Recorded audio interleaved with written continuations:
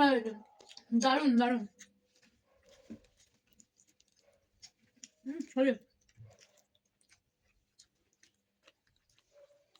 প্রথমে তড়কা ডালটা ধুয়ে প্রেসারে জল দিয়ে একটু নুন দিয়ে সেদ্ধ করে নিলাম। তারপরে এক তড়কা করব, 3টে ডিম ফাটিয়ে নিলাম, নিয়ে ডিমটা ভেজে নিলাম।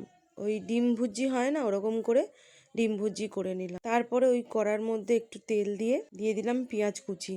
পেঁয়াজ কুচিটা একটু হালকা লাল হয়ে যাওয়ার পরে দিলাম টমেটো কুচি আর কাঁচা লঙ্কা কুচি, আদা রসুন পেস্ট, জিরা গুঁড়া দিয়ে একটু কষিয়ে নিয়ে হালকা একটু হলুদ দিলাম আর লঙ্কার গুঁড়ো দিয়ে ভালো করে নাড়াচাড়া করে কষিয়ে নিয়ে তারপর সেদ্ধ করে রাখা ডালটা দিয়ে দিলাম, নুন দিয়ে দিলাম। নামানোর আগে একটু তড়কা মশলা দিয়ে ফুটিয়ে নিয়ে ধনেপাতা দিয়ে নামিয়ে নিলাম। এক তড়কা আমার রেডি, সাথে রুমালি রুটি দিয়ে আজকের ডিনার।